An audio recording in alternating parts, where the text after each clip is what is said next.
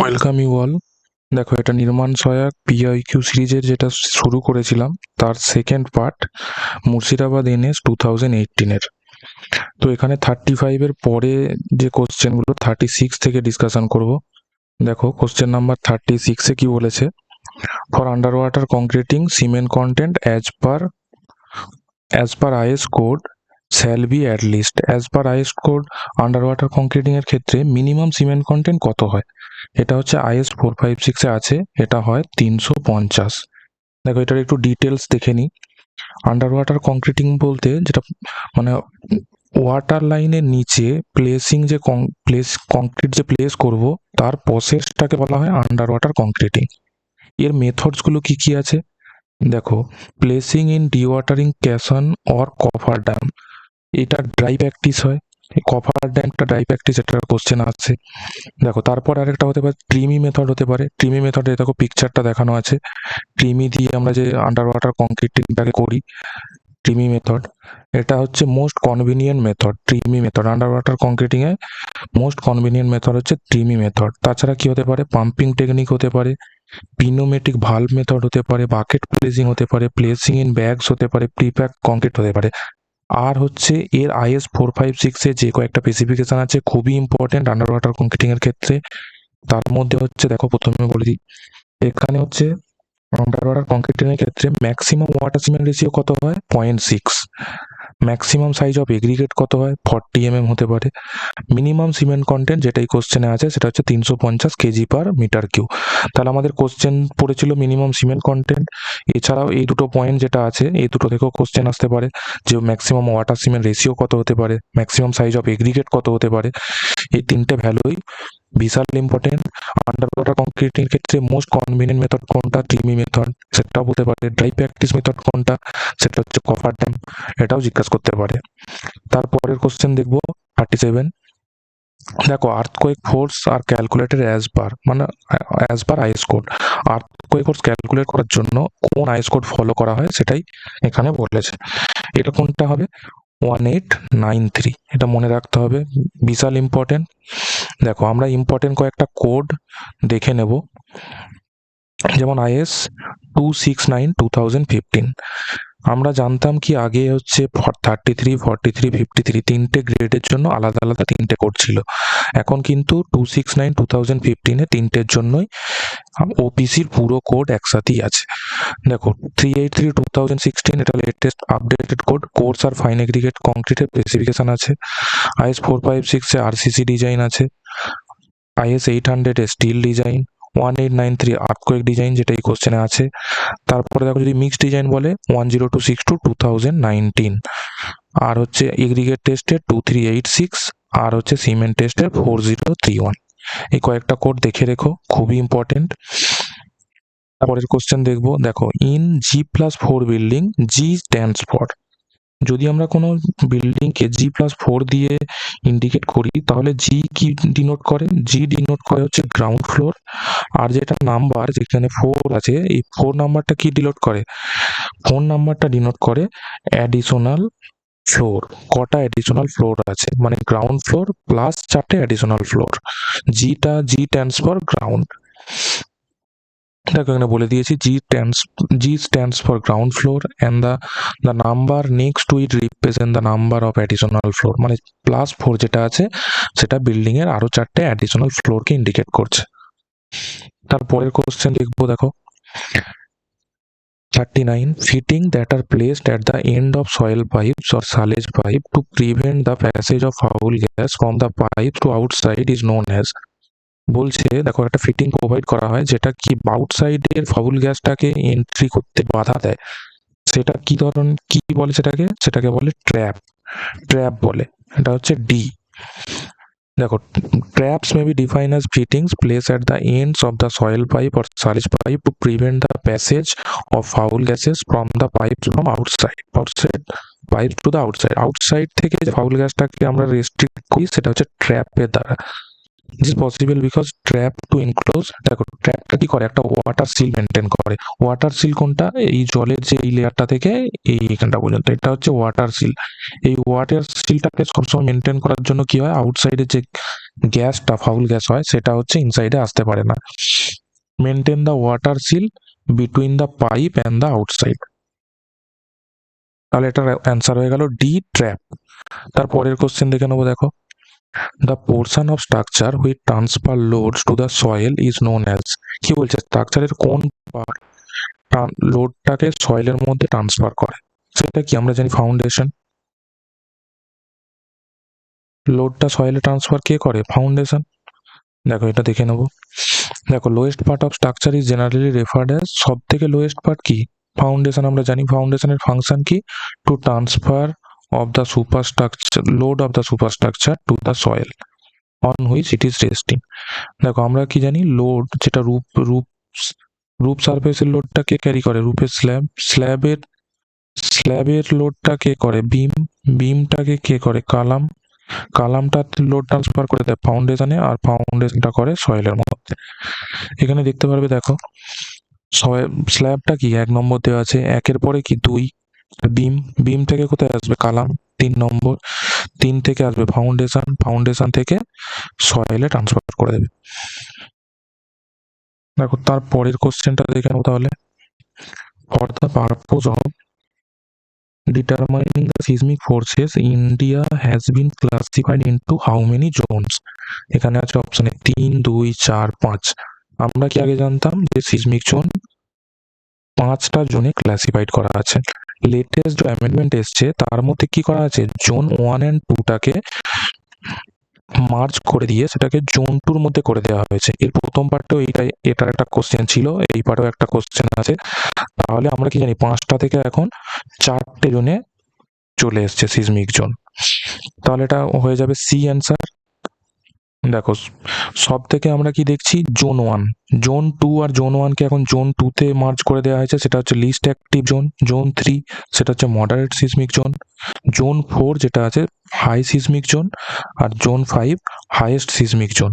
এখানে দেখো latest অ্যামেন্ডমেন্টে zone 1 zone 2টাকে zone 2-র মধ্যে করে দেওয়া হয়েছে, এখন আর জোন 1 বলে কোনো জোন নেই। এখানে দেখো কালার কোডিং দিয়ে দেখানো আছে, গ্রাফ ম্যাপটাতে দেখে নিতে পারো কোথায় কি জোন, তুমি কোন জোনে রিসেন্টলি বিলং করছো সেটা দেখে নিতে পারো। দেখো তারপরের কোশ্চেন দেখবো 42, in bathroom and water WC in term, WC stands for, WC কে আমরা কি জানি, ওয়াটার ক্লসেট। এ দেখো এটা কি বলছে, bathroom and water closet, WC stands for water closet. এখন ওয়াটার ক্লসেটে কি ট্র্যাপ ইউজ করা হয়, পি ট্র্যাপ ইউজ করা হয়। পি ট্র্যাপ, এটা মনে রাখতে হবে, অনেক কোশ্চেনে আসে। আর মিনিমাম ওয়াটার সিল কত মেনটেন করা হয়, 50 mm। এখন এই কোশ্চেনটা এসএসসিতে অনেকবার এসছে, এর ডাইমেনশনগুলো কত কত হয়। দেখো এটা কত হয়, যেটা দেখানো আছে 300 mm হয়, বিটা দেখো 450, আর সিটা কত 500। এই পিকচারটা দিয়ে অনেক সময় ডাইমেনশন কোনটা জিজ্ঞাসা করে নেয় বিভিন্ন পরীক্ষায়, কম্পারেটিভ এক্সামে এটা আসছে, এসএসসিতে এসছে, এই কয়েকটা জিনিস মনে রাখতে হবে। দেখো তারপরের কোশ্চেনে চলে যাই, 43, ডিরাইভিং the maximum benefit from minimum dimension of the room without cramping of the plan is known as, এটাকে কি বলে, রুমিনেস বলে। ডি হবে, দেখো 43-এর অ্যান্সার হবে ডি, এটাকে রুমিনেস বলা হয়। দেখো এটা কি হয়েছে, principal of planning A building যেগুলো আছে তার মধ্যে রুমিনেস একটা ইম্পর্টেন্ট প্রিন্সিপাল। এর সার্কুলেশন, গ্রুপিং, প্রসপেক্ট, রুমিনেস সব কটাই প্রিন্সিপালের মধ্যে পড়ে, বিল্ডিং প্ল্যানিং এর প্রিন্সিপাল। দেখো প্রিন্সিপালগুলো কি কি ইম্পর্টেন্ট প্রিন্সিপালগুলো আমি দেখিয়ে দিচ্ছি। অ্যাসপেক্ট হতে পারে, অ্যাসপেক্ট কি বলছে, orientation of the building, orientation of the building কিভাবে হবে সেটা কনসার্ন করে প্রপার ভেন্টিলেশন প্রোভাইড করার জন্য। প্রসপেক্টে কি বলছে, আউটসাইড ভিউ, বিল্ডিং এর আউটসাইড ভিউটা কিরকম হবে, privacy. Protection of the member, living member in the building, privacy কিভাবে মেনটেন হবে। গ্রুপিং, দেখো it is concert with the relation of each room with the other rooms, একটা প্রত্যেকটা রুম আর এক অন্যান্য রুমের সাথে কিভাবে রিলেটেড হবে সেটা গ্রুপিং। রুমিনেস কি বলছে? রুমিনেস বলছে making an impression of spaciousness, it can be obtain by getting the maximum benefit কি করে পাবো মিনিমাম রুম ডাইমেনশন মেনটেন করে কিভাবে ম্যাক্সিমাম বেনিফিট পাবো সেটাই হচ্ছে রুমিনেস।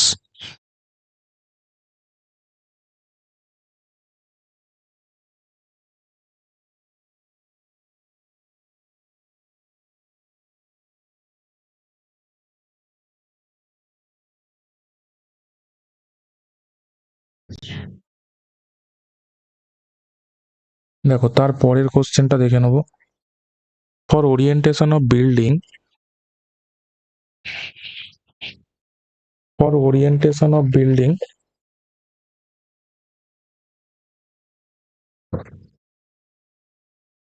in West Bengal, best orientation is considered as to be along east and west facing which dimension? দেখো West বেঙ্গলে বলছে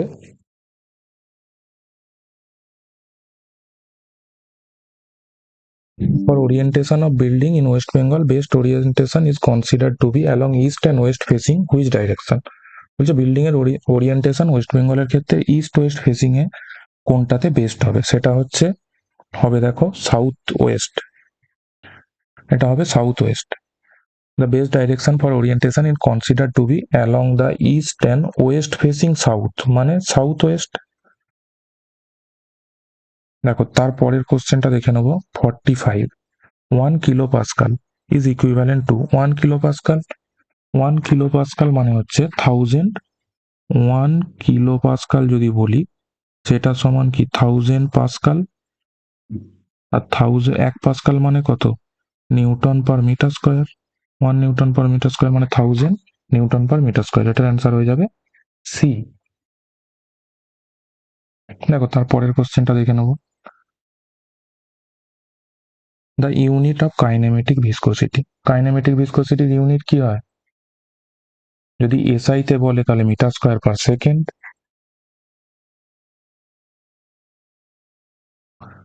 আর না হলে কি হবে centimetre per second. Centimetre per সেকেন্ডটাকে কি বলে? স্টোকস। এটা মনে রাখতে হবে। দেখো ডি অ্যান্সার হয়ে গেল 46 এ। এরপরে দেখো বলছে for a well condition triangle no angle should be less than. Well condition ট্রায়াঙ্গেলের ক্ষেত্রে কত হয়?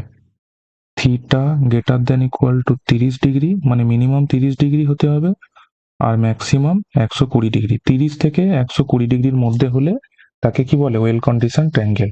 মানে 30 ডিগ্রির থেকে কম হওয়া যাবে না, বি অ্যান্সার হবে। এবারে ইল কন্ডিশন ট্রায়াঙ্গেল কি হবে? ইল কন্ডিশন ট্রায়াঙ্গেলের ক্ষেত্রে থিটা হবে লেস দ্যান 30 ডিগ্রি আর greater than 120 degree. Ideal condition of triangle কখন হবে? যখন ইচ অ্যাঙ্গেল 60 ডিগ্রি হবে, তখন তাকে আইডিয়াল কন্ডিশন অফ ট্রায়াঙ্গেল বলবে। দেখো তারপরে কি দিয়েছে? এ মেটালিক টেপ কি দিয়ে তৈরি হয়? ক্লথ অ্যান্ড ওয়্যার দিয়ে। D answer. দেখো এখানে আমি বলে দিই, সমস্ত টেপগুলোরই ডিটেলস বলে দিচ্ছি। Cloth and linen tape subsidiary measurement করতে ইউজ করা হয়, ইজি টু হ্যান্ডেল হয়, affected by moisture and stretch, মানে ময়েশ্চারের দ্বারাও এফেক্টেড হয়ে যায় আবার স্ট্রেচ হয়ে যায়। অ্যাকিউরেসি খুবই কম, ভেরি লেস। দেখো মেটালিক টেপ কি বলছে? Cloth and wire. ওয়্যারটা কিসের হতে পারে? Brass, copper, bronze. এটা ওয়াটারপ্রুফ হয়। Steel tapes made by steel. আর মেটালিক টেপের অ্যাকিউরেসি কি? ক্লথ আর লিনেন টেপের থেকে বেশি। আর স্টিল টেপ হলে কি হবে? Superior then cloth and metallic tape. এর অ্যাকিউরেসি 1 in 1000। এটা পড়তে পারে। তারপরে দেখো ইনভার্টেপ হাই প্রেসিশন ওয়ার্কের ক্ষেত্রে, মোস্ট অ্যাকুরেট ওয়ার্কের ক্ষেত্রে ইনভার্টেপ ইউজ করা হয়। এটা খুবই ইম্পর্টেন্ট, প্রায় কোশ্চেনই ইনভার্টেপ থেকে কোশ্চেন আসে। এটা কি দিয়ে তৈরি হয়? নিকেল থাকে 36%, স্টিল থাকে 64%। কোফিসিয়েন্ট অফ থার্মাল এক্সপানশন খুবই লেস হয়, স্টিলের 1/10 হয়।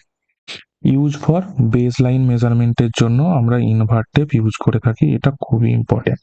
অ্যাকিউরেসি কত হয়? খুব হাই হয়, 1 in 10,000। এই কয়েকটা জিনিস মনে রাখতে হবে। তার মধ্যে ইনভার্ট টেপের সব থেকে important high precision work, most accurate ওয়ার্কের ক্ষেত্রে ইনভার্ট টেপ ইউজ করা হয়, বেস লাইন মেজারমেন্টে ইউজ করা হয়, made by nickel and steel, nickel থাকে 36%, স্টিল থাকে 64%, আর এর অ্যাকুরেসি 1 in 10,000, খুব হাই হয় অ্যাকুরেসি। এই কয়েকটা জিনিস মনে রাখতে হবে। দেখো তারপরে দেখছি 49, to measure distance. Distance measure করার জন্য আমরা কি ইউজ করি? আমরা কি জানি ডিস্টেন্স মেজার করার জন্য আমরা কি ইউজ করে থাকি? ডিস্টেন্স মেজার করার জন্য আমরা টেপ ইউজ করে থাকি। কোশ্চেন হয়ে যাবে, এ অ্যান্সার হয়ে যাবে 49-এ। এবারে টেপগুলোর মধ্যে অ্যাকিউরেসির একটা অর্ডার আছে, এটা দিয়ে দিয়েছি দেখো। সব থেকে ক্লোথ টেপের অ্যাকিউরেসি কম, তারপর মেটালিক টেপ, তারপর স্টিল টেপ, সব থেকে অ্যাকিউরেসি বেশি হয় ইনভার্ট টেপে। আগের কোশ্চেন আমরা ডিসকাস করে নিয়েছি, সেই জন্য আর বেশি কিছু বলছি না এটা নিয়ে। দেখো তারপরের কোশ্চেনে যাব, 50 number question. Agonic line is the line joining points having.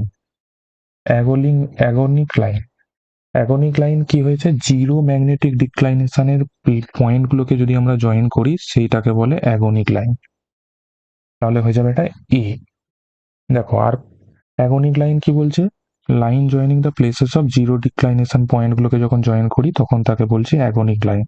আইসোগোনিক কি? আইসো মানে same, same declination at a time of observation. Same অবজারভেশনের টাইমে যে সেম ডিক্লাইনেশনের পয়েন্টগুলোকে যদি আমরা জয়েন করি তাহলে সে আইসোগোনিক লাইন পাবো। এবার অ্যাক্লাইনিং লাইন কি বলছে? জিরো ডিপ, জিরো ডিপের লাইনগুলোকে যদি জয়েন করি তাহলে হয়ে যাবে অ্যাক্লাইনিক, আর আইসোক্লাইনিক হয়ে যাবে সেম ডিপ। চারটে খুবই ইম্পর্টেন্ট, এক্সামে কোনো না কোনো একটা থাকেই থাকে, চারটে মনে রাখতে হবে, আসতেই পারে কোনো একটা দিয়ে দিতে পারে। দেখো নেক্সট কোশ্চেন দেখবো। নেক্সট কোশ্চেনে বলছে a series of closely pace control lines represent A. কি রিপ্রেজেন্ট করে closely pace control lines? Represent করে হচ্ছে স্টিপ স্লোপ। যখনই ক্লোজলি পেস্ট কন্ট্রোল লাইন হয়ে যাবে তখনই হয়ে যাবে স্টিপ স্লোপ। দেখো এর কয়েকটা পয়েন্টস বলে দিই। যখন বলছে টু, এর হচ্ছে ক্যারেক্টারিস্টিক গুলো বলি। টু কন্ট্রোল লাইনস, দুটো কন্ট্রোল লাইন কখনই একে অপরকে ইন্টারসেক্ট করতে পারে না, কিন্তু ওভারহ্যাঙ্গিং ক্লিফ আর কেভ এই দুটো ক্ষেত্রে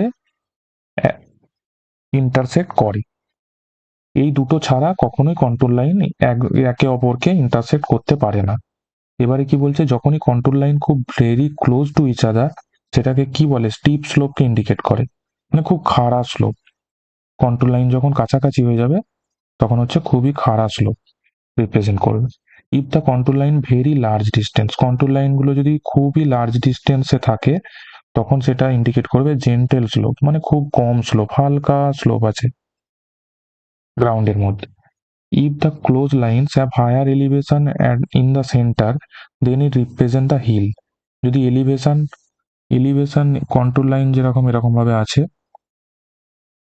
যদি ধরো 100 ভিতরে আছে, এখানে 90 আছে, এখানে 80 আছে, তখন সেটা কি করবে? হায়ার এলিভেশনকে ইন্ডিকেট করবে এরকম। মানে ভিতরে এটা 100, তারপরে যদি যাই যে 90, তারপরে যদি আরো আসি তাহলে সেটা 100, এরকম। যত ভিতরে যদি ইনক্রিজ করে তখন সেটা হিল বা মাউন্টেনকে রিপ্রেজেন্ট করবে। আর যদি ভিতরে যদি কমতে থাকে, দেখো যত ভিতর থেকে বাইরের দিকে যাব যদি বাড়তে থাকে তাহলে কি বলবো? পন্ড বা ডিপ্রেশন। এই ধরো ভিতরে আছে তোমার 80, তারপরেরটাতে আছে 90, তারপরে আছে 100, তাহলে এটা কি রিপ্রেজেন্ট করবে? হিল বা ডিপ্রেশন বা পন্ড। হিল হচ্ছে ভিতরে বাড়লে, ভিতরে যখন কমবে তখন তাহলে এরকম হয়ে যাবে, এটা 80, এটা 90, উপরে 100, তখন সেটা ডিপ্রেশন বা পন্ডকে ইন্ডিকেট করবে। দেখো পরের কোশ্চেনে যাব, 52, which of the following method of plane table surveying is used to locate the position of an inaccessible point? Inaccessible আর ইন্টারভিজিবল, ইন্টারভিজিবল বাট ইনঅ্যাক্সেসেবল যখনই বলবে তখন সেটা কি হবে, ইন্টারসেকশন হবে। এবার কোনটা কখন হবে সেটা একটু দেখে নেবো। দেখো, রেডিয়েশন কখন হয়, যখন প্লটার ইন্টারভিজিবলও হবে আবার অ্যাক্সেসেবলও হবে, তখন আমরা কি করি, রেডিয়েশন মেথড ইউজ করি। এখন বলছে ইন্টারভিজিবল বাট ইনঅ্যাক্সেসেবল যখনই হবে তখনই ইন্টারসেকশন। ট্রাভার্সিং কখন ইউজ করি, directly plotted on the paper by drawing the traverse line with the alidade. এটা কি ডাইরেক্ট প্লট করা যায় এলিডেটের সাহায্যে ড্রয়িং পেপারে। রিসেকশন কখন, যখন আমরা ইনস্ট্রুমেন্ট স্টেশনটাকে লোকেট করব তখন রিসেকশন ইউজ করব। প্রতিটা জিনিসই ইম্পর্টেন্ট, কখন কোনটা হয় এটা জেনে রাখতে হবে, কোনো না কোনো ক্ষেত্রে এই কোশ্চেন আসে। চারটে পয়েন্টই জেনে রাখো কখন কোনটা ইউজ করা হয়। দেখো তারপরের কোশ্চেনটা, maximum permissible eccentricity for no tension at the base of a gravity dam. এটা হচ্ছে পিএসসির আমাদের ফেভারিট কোশ্চেন। গ্র্যাভিটি ড্যাম থেকে কোশ্চেন পড়লেই এটা ম্যাক্সিমাম টাইম থাকে। এটা হচ্ছে B/6D। দেখো, নো টেনশন বেসে কখন অ্যাক্ট করে, to avoid tension in the dam of the base minimum stress should not be negative. যখন সিগমা মিনিমামটা নেগেটিভ হবে না, মানে গ্রেটার দেন 0 হবে, তখন হচ্ছে এই কন্ডিশন ডেভেলপ করে। For no tension at the base eccentricity should be less than or equal to B/6. Resultant R must be cut at the base within middle third, এটাও কোশ্চেনে আসে, middle third two avoid tension of the base, সেই জন্য এটাকে middle third rule বলা হয়। Middle third দিয়ে, এই দেখো, যদি এটাকে তিনটে পার্টে আমরা ডিভাইড করি, যে মিডিল থার্ড মানে B/3, তার সেন্টার দিয়ে অ্যাক্ট করবে, মিডিল দিয়ে অ্যাক্ট করবে। B/3 অর্ধেক B/6, মিডিল থার্ড রুট সেই জন্য বলা হয়। এটা একটু দেখে নেবে, প্রতিটা পয়েন্টস এখান থেকে কোশ্চেন আসে। তার পরেরটা যদি আমরা বলি, দেখো question 54, which of the following represent hardest grade of the bitumen. Hardest grade কোনটাকে বোঝাচ্ছে সেটা হচ্ছে কোশ্চেনে বলছে। দেখো এখানে চারটে গ্রেড দেওয়া আছে।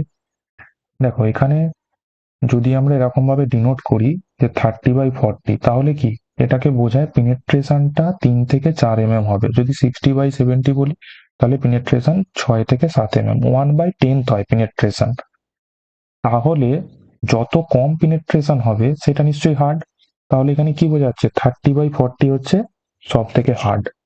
এবারে হচ্ছে, যদি হার্ড হয় তাহলে সেটাকে কোন ক্লাইমেটে ইউজ করব, সেটা তাহলে হটার ক্লাইমেটে ইউজ করব। আর যখন সফট হবে সেটাকে তাহলে যেখানে টেম্পারেচার কম সেখানে ইউজ করব, ওয়েট ক্লাইমেটে ইউজ করব। দেখো এটা দেখে নিই, এটা তাহলে এ অ্যান্সার হয়ে গেছে। 30/40 বলতে বোঝায় penetration would be as 3 to 4 mm only. এখন তাহলে কি বলছে, lesser value of the bitumen stiffer, যেটা লেসার ভ্যালু হবে সেটা stiffer will be the bitumen. 30/40 is the least value, whereas 100/120 is the highest value, the most soft bitumen। তার মানে এটা পেনিট্রেশন কত হবে, 10 থেকে 12, তাহলে এটা সফট। আর এটা কত হবে, 3 থেকে 4, সব থেকে হার্ড এখানে। For hotter climate lower penetration value preferred, মানে 30/40 এখানে হটার ক্লাইমেট ইউজ করা যাবে। For cold climate higher penetration grade of the bitumen are preferred. এই কয়েকটা জিনিস মনে রাখতে হবে যে এইগুলো 30/40 বলতে কি বোঝায়, 30/40 কোথায় ইউজ হয়, যদি এর গ্রেড বাড়ে যে 100/120 হয়ে যায় সেটাকে কোথায় ইউজ করা যেতে পারে, এটা মনে রাখতে হবে। দেখো তারপরের question 55, the treatment of water is done by adding. Treatment of water কি কি করে ইউজ করা হয়, ব্লিচিং পাউডার দিয়ে। এটা হবে এ। দেখো bleaching powder is a chemical compound with the formula CaOCl(2), এটা হচ্ছে ক্যালসিয়াম হাইপোক্লোরাইড। ব্লিচিং পাউডারের ফর্মুলা মনে রাখতে হবে। It is widely use for water ট্রিটমেন্টে ইউজ করা হয়। It is use for disinfection of water in the treatment process. Bleaching powder কি ডিসইনফেকশন প্রসেসে ইউজ করা হয়, ডিসইনফেকশনের জন্য। Chlorine released by bleaching powder kill প্যাথোজেনকে মারে। দেখো the residual effect of the chlorine protects water from getting infect with pathogen. তাহলে এটা হবে ব্লিচিং পাউডার। তারপরে দেখো পরের কোশ্চেনে আসছি 56, standard BOD is measured at. Standard BOD temperature আর দিনের হিসাবে কোনটাতে মেজার করা হয়? আমাদের কি বিওডি কিসে মেজার করা হয়? 5 দিন আর 20°C, মানে হচ্ছে সি। তারপরে দেখো বিওডি মেজার এর 5 days 20°C, আর বিওডি এট 5, বিওডি 5 এর ভ্যালু কত হয়? 67% হয় বিওডির ভ্যালু, মানে 2/3 অফ বিওডি। এটা আসে, ইম্পর্টেন্ট খুবই। মিউনিসিপাল সুয়েজে বিওডির ভ্যালু কত? 100 থেকে 500, ইম্পর্টেন্ট। আর ড্রিঙ্কিং ওয়াটার বিওডি 0, এটাও খুব ইম্পর্টেন্ট। 4টে পয়েন্ট আছে, 4টে পয়েন্টই কোশ্চেনে আসে, সেই জন্যই আমি দিয়েছি, বুলেট পয়েন্ট হিসাবে দিয়ে দিয়েছি।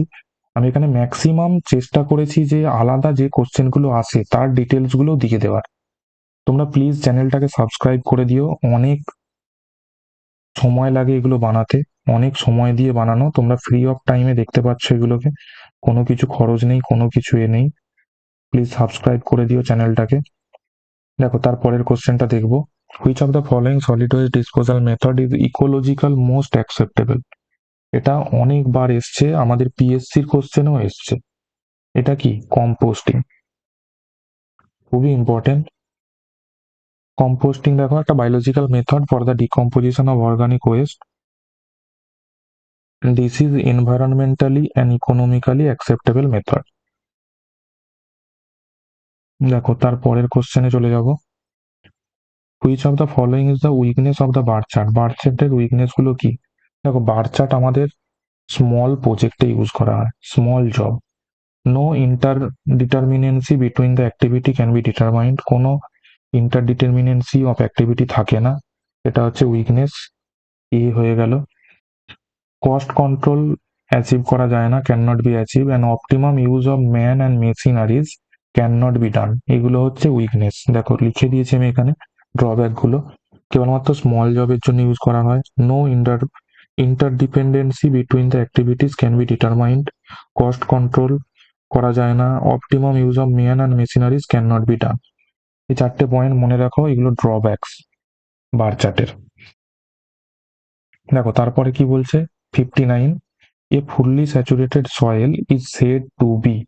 ফুললি স্যাচুরেটেড, আমরা কি জানি সয়েল 2 ফেজ হতে পারে, আবার কি হতে পারে? 3 ফেজ হতে পারে। 2 ফেজে কি থাকতে পারে? এয়ার আর সলিড, সয়েল সলিডস, আবার থাকতে পারে ওয়াটার, সয়েল সলিডস। আর 3 ফেজে এয়ার থাকতে পারে, ওয়াটার থাকতে পারে, সয়েল সলিডস থাকতে পারে। এখন বলছে ফুললি স্যাচুরেটেড। ফুললি স্যাচুরেটেড মানে যে আমাদের এয়ার আর কিছু নেই, এয়ারটা রিপ্লেস হয়ে গেছে ওয়াটার দ্বারা। তাহলে কি হয়ে যাবে? 2 ফেজ সিস্টেম হয়ে যাবে উইথ সয়েল অ্যান্ড ওয়াটার। দেখো fully saturated soil is soil that has it voids filled with water, যেখানে ভয়েডস গুলো, এয়ার ভয়েডস বলো, যাই ভয়েডস থাকুক, সবই ফিল হয়ে গেছে ওয়াটারের দ্বারা। তাহলে সেটা এখন 2 ফেজ সিস্টেম হয়ে গেছে। 2 ফেজ সিস্টেমে কি কি রয়েছে তাহলে? সয়েল আর ওয়াটার পড়ে আছে। 2 phase system with soil and water, সি হয়ে যাবে এটার অ্যান্সার। এটার অ্যান্সার হয়ে যাবে সি। তারপরে দেখো 60, inorganic soil with low compressibility are represent by. Inorganic soil বলছে, inorganic soil with low compressibility, এটা হবে সি। দেখো কেস 1, যদি লো প্লাস্টিক সয়েল মানে লো কম্প্রেসিবিলিটি, যেখানে liquid limit less than 35%, low plastic inorganic soil CL, low plastic inorganic silt ML, low plastic organic clay OL. তাহলে এখানে ML, low plastic inorganic silt, ML present আছে, তাহলে এটা ML হয়ে যাবে। তারপরে দেখো মিডিয়াম যদি প্লাস্টিক বলি, তাহলে লিকুইড লিমিট 35 থেকে 50-এর মধ্যে হবে। Medium plastic inorganic soil CI, medium plastic inorganic silt MI, medium plastic organic clay OI.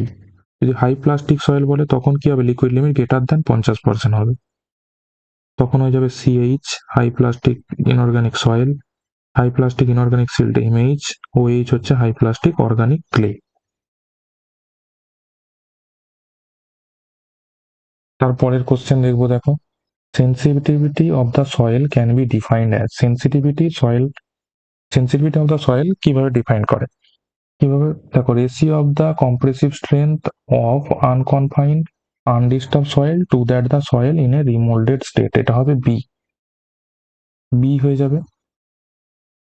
তাহলে কি বলছে, এটা একটা ratio unconfined compressive strength of a specimen of undisturb soil to the unconfined compressive strength the same specimen of the soil after remoulding but processing the same water কন্টেন্টে দুটো রেশিওকে বলছে sensitivity. এখন sensitivity value কিভাবে কোন সয়েলের ক্ষেত্রে কত হয়, যদি 0 থেকে 1 হয় তাহলে ইনসেনসিটিভ সয়েল, 1 থেকে 2 হলে লিটল সেন্সিটিভ, 2 থেকে 4 হলে নর্মাল সেন্সিটিভ, 4 থেকে 8 হলে সেন্সিটিভ, 8 থেকে 16 হলে এক্সট্রা সেন্সিটিভ, আর গ্রেটার দেন 16 হলে কুইকক্লের ক্ষেত্রে সেন্সিটিভিটির ভ্যালু কত হয় এটা পরে মনে রাখবে, গ্রেটার দেন 16 হলে তাকে কুইকক্লে বলে। দেখো তারপরের কোশ্চেনে চলে যাব, সেটা হচ্ছে 62, বলছে after storage the strength of cement. Storage করার পরে সিমেন্টের স্ট্রেংথ কি হয়, আমরা জেনারেলি কি জানি, সিমেন্টকে কতদিনের মধ্যে ইউজ করতে হয়, 3 মাস। 3 মাসের পর থেকে সিমেন্ট প্রপার্টিটা ডিটোরিয়েট হতে শুরু করে, সিমেন্টের স্ট্রেংথ কম হতে শুরু করে, সেই জন্য আমাদের 3 মাসের মধ্যে ইউজ করে নিতে হয় ম্যানুফ্যাকচার ডেটের থেকে, তাহলে সিমেন্টের স্ট্রেংথ ডিক্রিজ হতে শুরু করে। দেখো উইদিন 3 মান্থ ইউজ করে নিতে হয়। এবার 3 মাস, দেখো ঠিক 3 মাস পরে স্ট্রেংথ রিডাকশন কত হয়, 20%। ফ্রেশ হলে 0, স্ট্রেংথ রিডাকশন হয় না। 6 মাস পরে কত, 30% স্ট্রেংথ রিডাকশন হয়ে যায়। 12 মান্থ পরে 40% রিডাকশন হয়ে যায়। 24 মান্থ পরে 50% রিডাকশন হয়ে যায়। এখানে মানে যদি আমরা 3 মাস পরে ঠিক ইউজ করি তাহলে 80% স্ট্রেংথ পাবো। তারপরে 6 মাস পরে দেখো 70% পাবো, 12 মাস পরে 60%, আর যদি একদম 2 বছর পরে হয়ে যায় তাহলে 50% স্ট্রেংথ পাবো ওই সিমেন্টটা ইউজ করলে। এইভাবে ঠিক টাইমের সাথে সিমেন্টের স্ট্রেংথ ডিক্রিজ হয়ে যায়, এটা মনে রাখতে হবে। কোনো একটা টাইমে বলে দিতে পারে কত পার্সেন্ট স্ট্রেংথ রিডাকশন হয়ে যাবে বা কত পার্সেন্ট স্ট্রেংথ আমরা পাবো, সেটা বলে দিতে পারে। তারপরের কোশ্চেনে চলে যাবো, দেখো 63, কি বলছে, in RCC beam side reinforcement is provided if its depth exceeds. বলছে সাইড রেনফোর্সমেন্ট কখন প্রোভাইড করব, যখন ডেপথ এক্সিড করবে, ডেপথ কত থেকে এক্সিড করলে সাইড রেনফোর্সমেন্ট প্রোভাইড করব।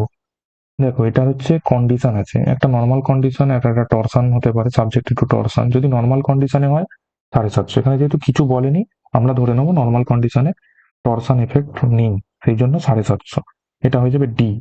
এবারে বাকিগুলো দেখে নিই। যদি টরশন সাবজেক্টেড হয় তখন কি হবে, গ্রেটার দেন 450 জন্যই আমরা সাইড রেনফোর্সমেন্ট প্রোভাইড করব। এবার সাইড রেনফোর্সমেন্টটা কতটা প্রোভাইড করবো, যদি টরশন এফেক্ট না করে তখন 750, কতটা প্রোভাইড করব, ওয়েভ এরিয়ার 0.1%, যে ওয়েভ এরিয়া হবে তার 0.1% সাইড এনফোর্সমেন্ট প্রোভাইড করব বোথ সাইড, দুটো ফেসের বোথ সাইড। এটা হচ্ছে দেখো আইএস 456 এর ক্লজ নাম্বার, এই দুটো ফলো করতে পারো, দেখে নাও। এই দুটো ক্লজে এটা ভালো করে ডিটেলসে লেখা আছে, দেখে নিতে পারো। তারপরের কোশ্চেন দেখবো, দেখো 64, the treatment of Suez we use. আমরা আমরা যেটা, দেখো ডোমেস্টিক সুয়েজ কোথায় করি, কোথায় ট্রিটমেন্ট হয় আমাদের জেনারেলি, সেপটিক ট্যাঙ্ক। এবারে সেপটিক ট্যাঙ্কের কিছু ডিটেলস দেখো, দেখে নিই। Domestic sewage, it is use to deal the domestic sewage. Sedimentation of sewage night soil বলে। এখানে যে ফ্লোরটা আছে, ফ্লোরটা 1:20 স্লোপ মেনটেন করা হয়। ক্লিনিং পিরিয়ড উইদিন 3 ইয়ার্স হয়। দেখো এর মিডিলে একটা ব্যাফেল ওয়াল হয়, এখানে দেখানো নেই। এই ব্যাফেল ওয়ালটা সেপটিক ট্যাঙ্কের দুটো ইকুয়াল পার্টে ডিভাইড করে। এর থিকনেস হয় 4 centimetre. Minimum width of septic tank হয় 75 সেন্টিমিটার, এটা কোশ্চেনে আসে। Minimum depth of liquid in septic tank 1 metre, এগুলো মনে রাখতে হবে। Minimum height of free board 30 থেকে 45 সেন্টিমিটার হয়। ডিটেনশন পিরিয়ড, এটা অ্যাজিউম করা হয় ডিটেনশন পিরিয়ড, এটা সেটেলিং টাইম বলতে পারো 30 মিনিট, আর যেটা আমরা ডিজাইন করা হয় 12 থেকে 36 আওয়ার। 12 থেকে 36 আওয়ার ডিজাইনের ক্ষেত্রে ধরা হয়, দুটোই আসে কোশ্চেনে। মিনিমাম ডায়ামিটার, কানেক্টিং পাইপের মিনিমাম ডায়ামিটার 100 mm হয়। আর এর যে কস্ট ধরা হয় এটা 3% এস্টিমেটেড কস্ট ধরা হয় সেপটিক ট্যাঙ্কের জন্য। প্রতিটা পয়েন্ট ইম্পর্টেন্ট, আমি পুরো ডিটেলস দিয়ে দিয়েছি বুলেট পয়েন্টের হিসাবে। প্রতিটা পয়েন্ট মনে রাখো, প্রতিটা পয়েন্টের যে কোনো জায়গা থেকে কোশ্চেন আসতে পারে। তারপরে দেখো, এটা আমাদের লাস্ট কোশ্চেন। লাস্ট কোশ্চেন কি আছে? Size of right angle fillet weld is given by, কত হয়? 0.707 ইন্টু থ্রোট থিকনেস। এটা একটু দেখে নিই। দেখো, এফেক্টিভ থ্রোট থিকনেস কে ইন্টু এস হয়। এখানে এটা হচ্ছে আমাদের চেয়েছে, এটা কত হয়? এটা হচ্ছে হয় 0.707 ইন্টু এস। এটা হচ্ছে আমাদের অ্যাকচুয়াল থ্রোট।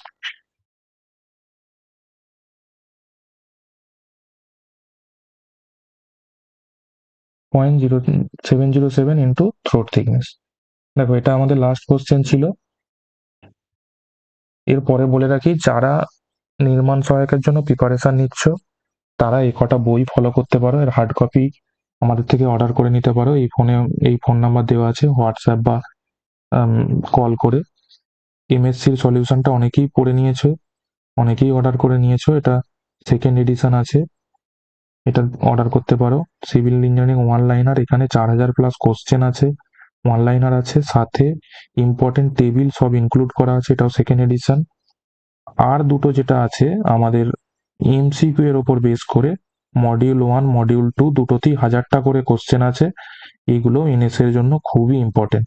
যারা করেছে তারা সবাই রিভিউ দিয়েছে, স্যার অনেক ভালো কোশ্চেন ছিল এবং প্রতিটা সাবজেক্ট কভার করে। খুবই ইম্পর্টেন্ট, এইগুলো অর্ডার করতে পারো। চলো, আজকের মতো অল দ্য বেস্ট।